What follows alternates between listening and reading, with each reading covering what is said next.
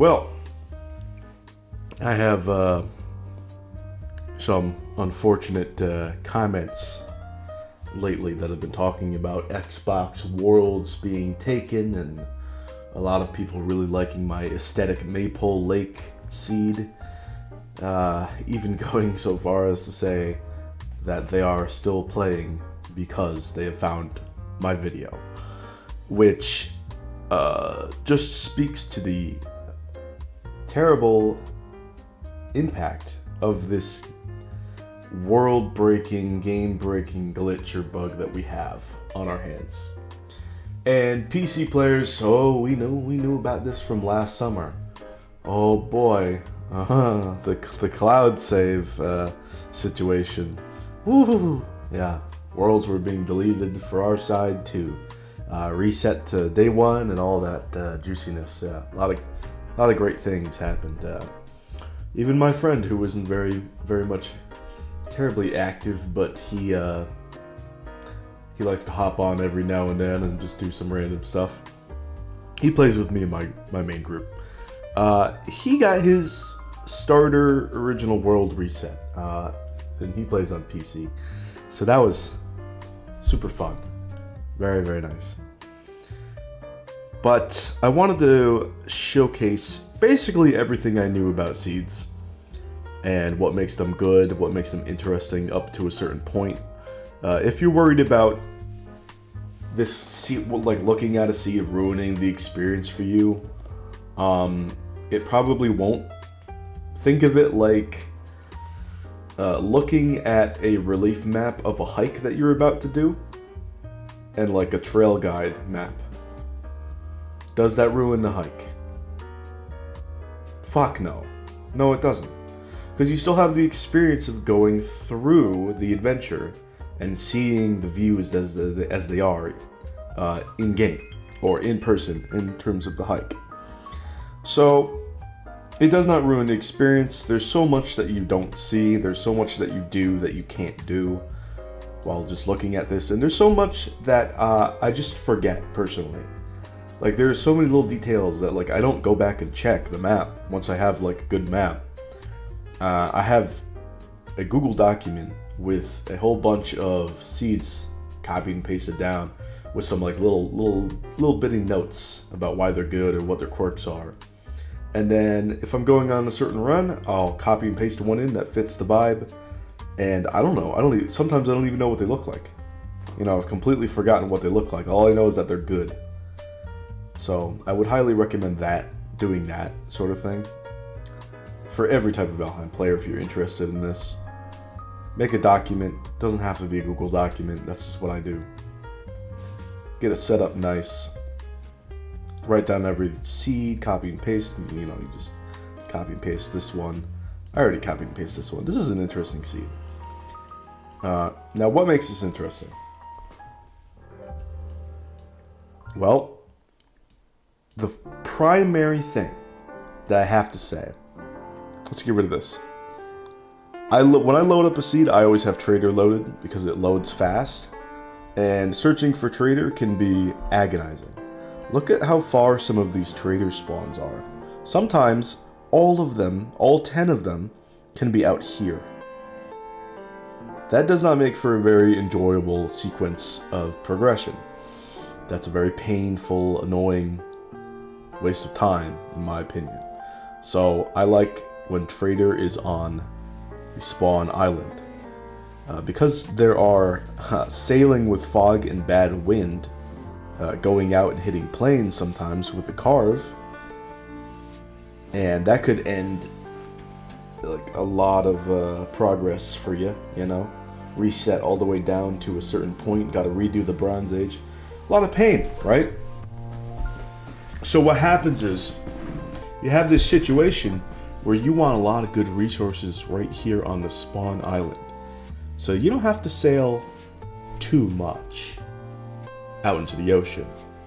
Run into serpents, run into all that. No. You gotta be a pretty good sailor with some great experience and some good bow levels to be able to deal with serpents in a carve. Yeah, you gotta be pretty good at that. Most players are not. So don't recommend doing it. Recommend finding a really, really good spawn island. Now this one's nice. What makes it nice? So bronze grind is pretty good. Look at these sailing routes here. Really good for carve because you can get just chance of coastal copper. Of course, at the water level you'll have tin, so you have a whole bunch of tin and copper. Your Bronze Age will be really smooth. Doing a little carve copper grind is so much easier than by land with the cart. So much easier. So these little sailing routes are really good. Of course, heading to the crypts, getting your iron. Normally, it would say 1,000 iron is like a safe amount, and you get like an average of 60 something. Let's just say 60 iron in a crypt. So that's 18 crypts or so that you would need, hopefully attached to your spawn island area for grinding out iron for an entire run so far. We can check that with tombs, crypts, infested mines. Look at the swamps. And there are more than 18 in these areas. Super nice. Now, aside from these amazing sailing routes, good iron, we also have good mountains. So, any mountains like around this size or this size, they're going to have good frost caves on them. You get Fenris armor from frost caves. Like, if you watch like any Mistlands armor guide, and I'm proud to say that I was well ahead of this curve, but everyone is going to recommend at least one piece of Fenris armor and also the Root Harnesk. So Root Harnesk is already covered by swamps. Fenris armor is covered by mountains and frost caves. So do we have decent mountains? Oh yeah, we do. We got a great mount. Then we'll have decent frost caves. And so we don't even need to check, because we can check how big the mountains are. Do they look large enough to be over 100 meters? Yeah, absolutely. Like, this size mountain is pushing it. They'll probably have some up there, but maybe not silver. This mountain will probably have obsidian, which is at 100 meters. If you see obsidian, that's a sign that there can also be frost caves, because that's also at 100 meters. 120 meters is when silver starts to generate, so this mountain will have silver, which is really good because it's on spawn. This mountain will definitely have silver. This mountain's cool because it's the only mountain that has biome in it. So this could be like whatever biome, but has meadows in it here. Makes for a cool base build. All of these are burial chambers, aside from the swamp. It's whatever. Let's see. This is a cool build spot. A lot of cool building spots. But how do we know where to make first base? Normally it would be like along the waterway near the Black Forest. But there is also a really rare structure called a Maypole, which exists in a village. And it'll give you +1 additional comfort, which is nice. It's an extra minute, and extra minute of rested means you can go on longer adventures without having to wait around doing nothing. Yeah, don't like waiting around doing nothing. So let's check. Maypoles. Hey, we got some really good ones. These pretty close to the water, also close to the Black Forest. God tier maypole. Like, there's normal maypoles, which are cool, that can be like really far inland. You know, those are decent. Then there's coastal maypoles, which are like high tier maypoles, like around like here. That would be a high tier maypole. Like here would be a high tier maypole, or here. Just really solid coastal maypoles. It's like, so convenient to just bring loot back to it. But it might not be as convenient for building, because big waves during storms could rise up and put out some fires or just make you wet, and it's, you know, it interrupts what you're doing, which is no good.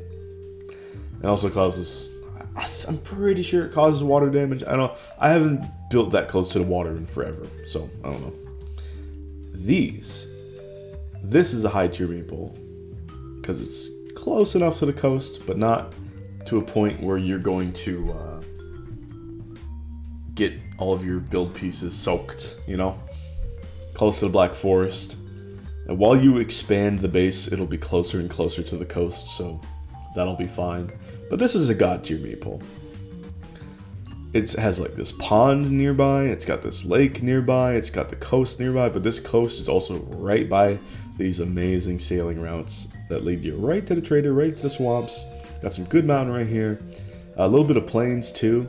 Like a really good progression is like getting this coastal maypole trader situation with good sailing routes. It's like, okay, you get into the Bronze Age, you have like a safe biome here bordering swamp. You go wait at night with some fire arrows, get your bronze axe gear, you snipe some raids, and then as they float over to you like, ooh, you know, you're going to ping them with fire arrows. Now, they're weak to fire. They're resistant to a lot of physical, they're weak to fire. And you're just going to keep pinging them, and most likely they're going to die from the fire DOT, because it's stacking up. And they got time to get to you, so you got them done. They die, you pick up your chain, which you don't have to worry about swamp because it's going to float over the meadows. So you got your chain. Repeat this 3 more times, you have an early Forge Bellows. That means you can get quality 4 bronze gear, which makes your entranceway into the swamp way easier, specifically killing abominations, and then getting your root harness and root set, but mainly root harness. That has amazing pierce resistance, so much so that you can go over to early plains, and you can go get yourself some cloudberries and make some medium stamina potions in a fermenter, which is super nice to have early. But there's also small fulling structures that you can snipe if you say have full root set. I recommend it. Just go to town, sniping up your fullings in those small stone areas. There's probably going to be like 2 of them there, or 3. No problem. You know, quality 4 fine wood bow, we'll do them dirty with sneak attacks, right? Especially with fire arrows. You go pick up the chest items, and you're gonna go until you get barley, and then you can make a barley farm in the plains early. You don't really have to worry about death mosquitoes because the pierce damage is negated heavily by the root harness. Fulling spear throwers are kind of a joke too, but again, you're going to be ranging them down as you see them. Just take it really easy. Don't engage any tar pits or any locks. And then you can make your plains farm early, and you can have early fire barley wine. So now you have fire resistance really early, and that makes frost caves really good. Like, I've went in with full root set because the fire barley wine negates the fire weakness that the root harness has, and it puts fire resistance over it. So you just destroying frost caves. It's like, it's so nice. Of course, you're gonna progress. Normally, you're gonna progress into iron from that point. But why am I saying all of this progression? Because it's really good to have swamps, plains, and mountains on your starting island for that progression to be smooth as possible. Really, really good.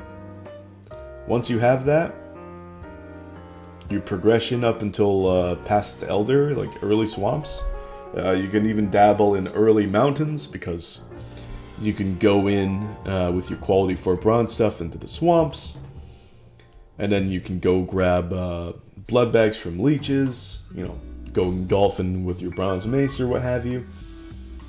Go in and make some frost res. Bring your quality 4 at gear and quality 4 fine wood bow up into the mountains with some fire arrows. And then you can deal with wolves and drakes, spin the win with the at gear versus the wolves, and then go to Poke City. Drakes you can snipe up with fire arrows, that'll get the job done. Although honestly, with the root set, decent bow levels, a wood arrow will one-shot a drake from sneak attack, so that's good. And then you can run away from the golems. They're really slow, so you can like get them to walk away from their like little shack on the mountainside, and you can run in and grab a little bit of early obsidian, and definitely early onion seeds. And I've done this, and I've gotten early onion seeds, early turnip seeds, before Elder, even. And I've just gone, I've gone and gotten barley wine before Elder. I've done all this stuff before Elder. You can do it all before Elder. Because you can do this all before Elder, and I mean, you don't have to, you can do totally normal progression, weaving this strategy in and out of the Iron Age, right? So, you know, you don't have to be terribly underpowered with bronze stuff in the mountains. But you can totally get early onion seeds, early turnip seeds, make your run a lot easier. Just take a chill pill with farming for a while and collect up all of your good mats, good food, get your stockpile going. And having all of this on a starter island, oh, so good. Yeah, really long-winded way of saying you want these 5 biomes to be like good sized. It's not just that it has to be 5 biomes on the starting island. It's that they have to be of decent size. Otherwise, they won't have the right mats for good progression. You know, if you have a plains this size, maybe you won't be able to find early barley for making fire res wine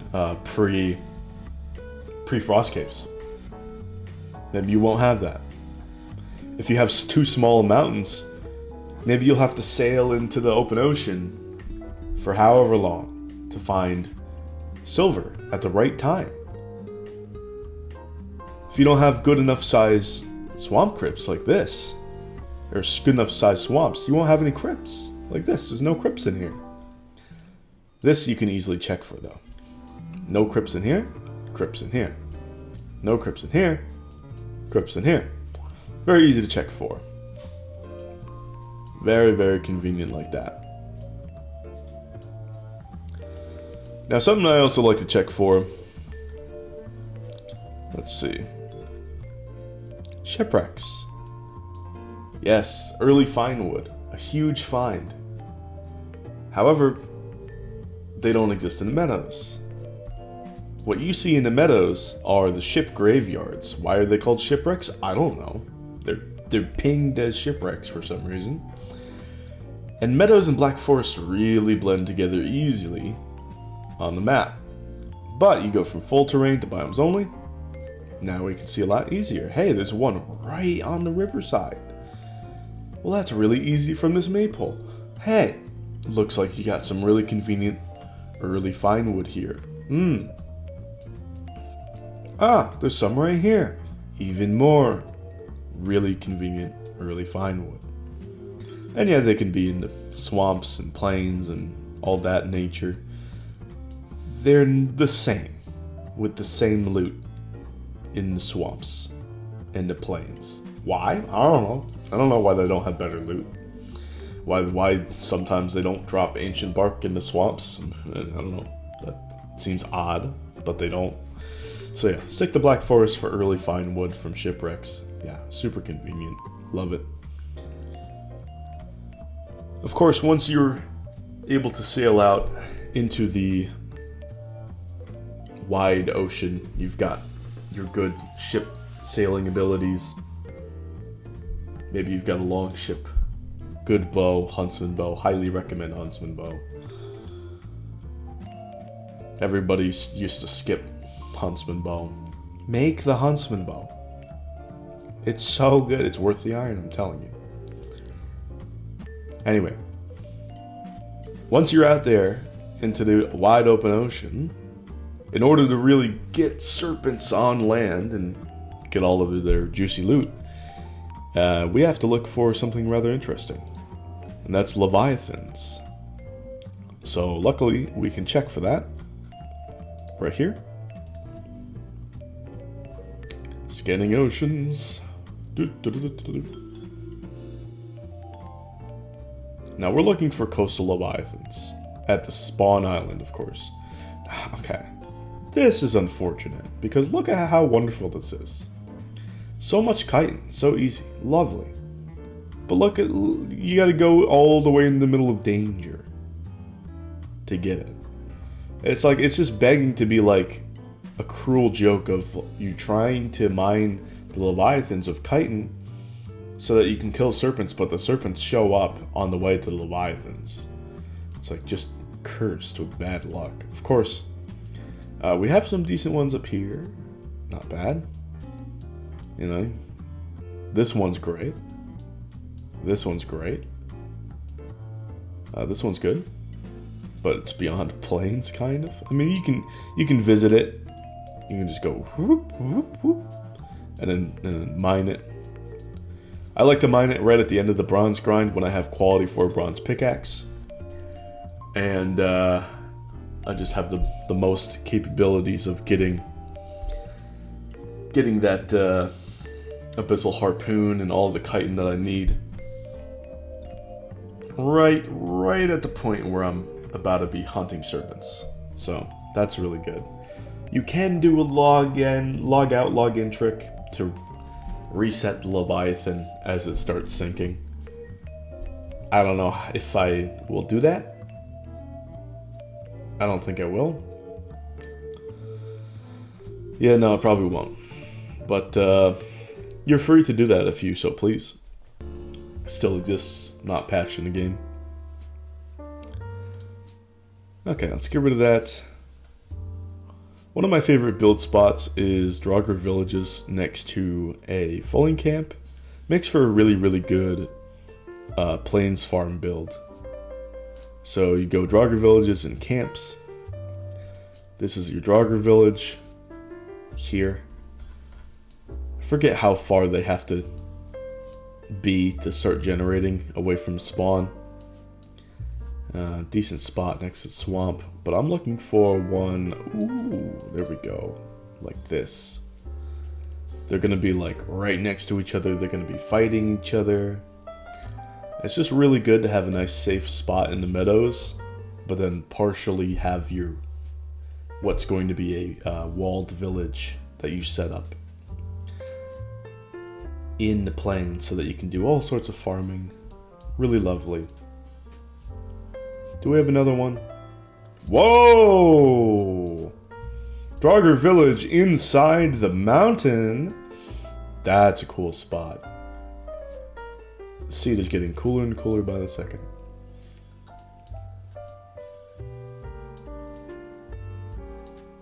This one's not bad.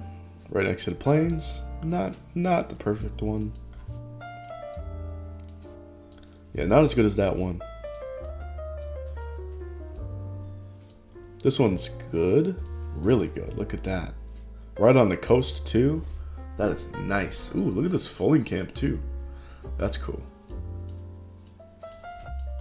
Do we have any others? No? Okay. Alright. Now, I remember a way to look at certain seeds and understand immediately by their landmass if they're going to be a good seed. Like, are the mountains going to be good? Do I even have to think about this to understand that it's a good seed? Can I just recognize the landmass shape and say, that's a good seed, even going into the Mistlands if that's at spawn? And the answer was yes. Through my many seed searches coming up to the Mistlands, I found a couple of seed generations which were guaranteed to be good at spawn for progression all the way up to Mistlands. All I had to do was check for Trader, check for Maypole, check Leviathans, and I was good.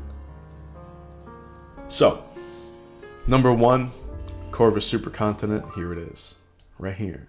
It's incomplete and it's not at spawn, but this is kind of what it looks like. And you can see this giant conglomerate of landmasses. They all come together in a package.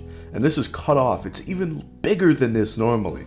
So if you have like this area at spawn, spawn will increase landmass artificially to make sure that it's a relatively smooth experience, almost 100% of the time.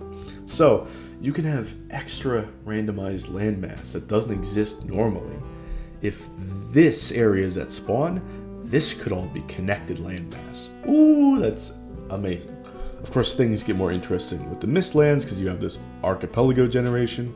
Ashlands has to be a certain way too, but generally this is all going to be phenomenal landmass here. Swamps can also connect where there's no connection to. So this could be not connected if it wasn't swamps, but it is, because it is swamps. Of course, you don't have to worry about water that looks like this. These are shallow. Serpents are going to spawn here. Serpents will spawn in the oceans, as will Leviathans. Now here's another type of generation that I love. This is I call the plume, just because it's a large, looks like a large plume of smoke just going up, up, up, up, up. It is a extremely long landmass.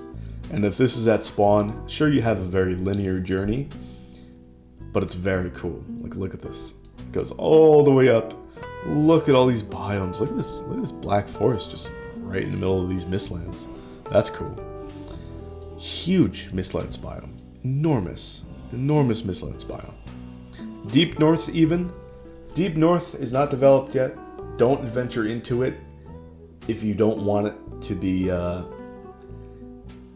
undeveloped when the update comes out. Unupdated, basically. The progress will not go over well when the update drops. But what's over here? This is the Hook, the second tallest possible Valheim mountain that can generate on a world. It's called the Hook because it hooks. Yeah. It's amazing. It's tall. I love it. I've been to the top of it. It doesn't have to be in the deep north. This could be down south. Like, this whole thing could be shifted over to spawn and the Hook is over here. Like, maybe it's surrounded by Mistlands. Who knows? I've even had the Hook over here. That was cool. Love the Hook. It's actually like a workable mountain. It's not like the Thorn, which normally would be like over here with the Corvus supercontinent. I call it the Corvus because this looks like a beak, by the way. Thorn is really tall, really cool view, really nice setting up like a little feather cape thing up there, but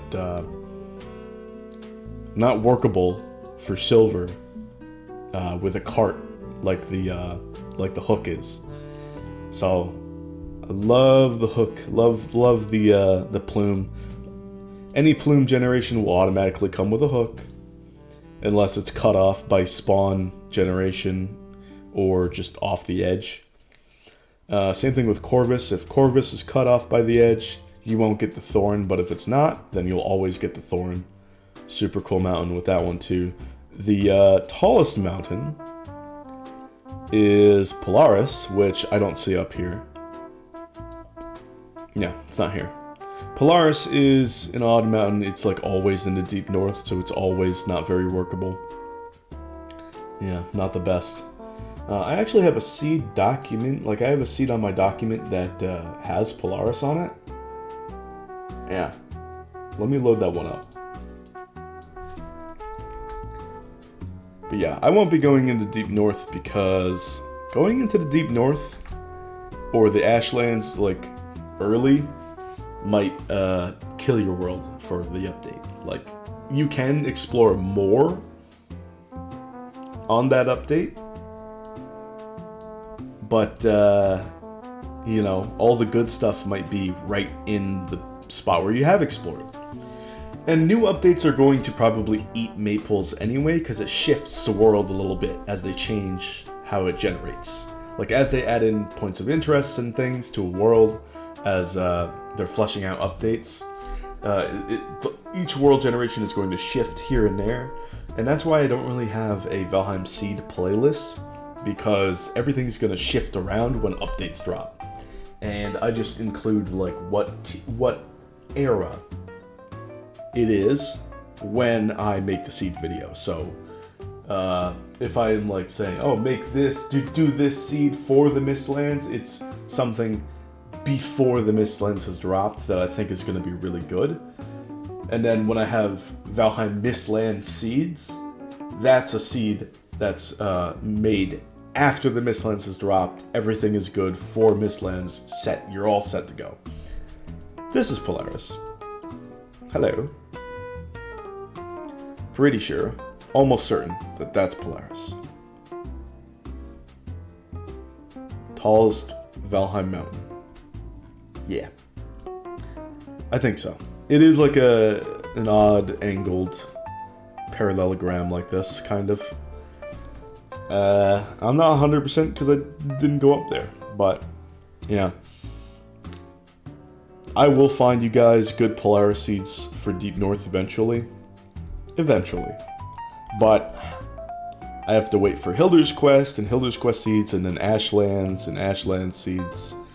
Oh, no plains on the starting biome? Not the best. Decent swamp, not too good. Traders, not bad. The simple sailing here, no oceans. It's all safe. Spawn, not bad. Check for Maypoles. Let's do it. Mountains are decent, but not terribly amazing. You'd have to do some simple sailing, which is okay if you have iron here, which I don't know if we do have that. I'll check in a moment. Mistlands, you want to check for infested mines. You also want to check for skulls, because that's good progression with soft tissue. Better than Draugr. Those guys can be hard, especially the starred mages. Oh god. No Maypoles, that's sad. Okay. Bosses, why haven't I checked for bosses? Well, Spawn Island is more important. Adventuring out for bosses, as long as like you have good progression and like Elder and Eikthyr are nearby on Spawn Island or next to Spawn Island, that's safe sailing like here, then it's fine. Eikthyr, Elder, not very good. So even if like the bosses are like this, where it's like kind of janky, where like Biomes is over here and then Modair's here and Yagluth is there, like Biomes is set after Modair, it's still fine. Like once you have iron and you have a long ship, sailing like long journeys is going to be okay. Long ships with good wind, you can outrun serpents, and you should have like abyssal harpoons at that point and good arrows at that point. Root set, you'll be demolishing serpents. Yeah. Best arrow for serpents is still frost arrows, by the way. I think that's everything for seeds. I mean, you guys can check like certain things. Like I think sunken crypts are better to check for the Mistlands swords. Seeker spawners, like what? I don't even know what that does really. But you know, like okay. Treasure is just so much jank. I'd rather find them in game. And it's just going to clutter your world and take a million years to load. Bees, there's always going to be a bunch of them, and even if there's not, as long as you have a good spawn island, you'll be able to keep exploring and you'll gather up a bunch of bees, especially when you start unlocking portals. It's fine. Boss stones, again, I find those just fine. It's actually finding and getting to the bosses and making sure that Eikthyr and Elder have good locations. That's what's important. Villages, I don't really care because Draugr Villages and Maypole Villages are more important. And I'll let these regular villages be a pleasant surprise for me. Dragon eggs, there's always dragon eggs on a big mountain, especially the Modair mountain. You're gonna have a bunch of them. It's fine. Guck, there's always a bunch of guck, and you can get a bunch of guck from abominations in the swamps. So I don't check for guck. Useful rune stones, I would rather find those too. It's just lore, it's nothing terribly important. The things that I would check for in Mistlands: Draugr, buildings, skulls, Mistlands, swords, maybe, if I'm short on iron, maybe. And like if the rest of the seed is god tier, and I'm short, and like I have less than 18 crypts, maybe I'll check for swords, because those are iron and copper. But otherwise, nope. Everything's good. That's it for the world viewer. I wish we didn't get rid of fire pits. I think getting rid of the guck section for fire pits would be better. Bring that back, please. Fire pits were Surdling geysers, Surtling geysers in the swamps. Having a big swamp on your spawn island with Surtling geysers is just so good to set up coal farms early. Just really good to help with progression and fast smelting and the wood grind that's everlasting in this game. Okay, long ass video over. Thank you for watching. I hope you've enjoyed or learned something, and I hope Iron Gate fixed the problem. Or it's probably also like Pictive and Fish Labs teams that worked on the Xbox port that are working on this too. It's not all on Iron Gate. Anyway, I hope it gets fixed ASAP. Thank you for watching, and I'll have all sorts of cool updates to how I find seeds when Hilder's quest drops and this website updates. Thank you for WD-40 Bomber for making this website. And I'll see you guys some other time. Bye!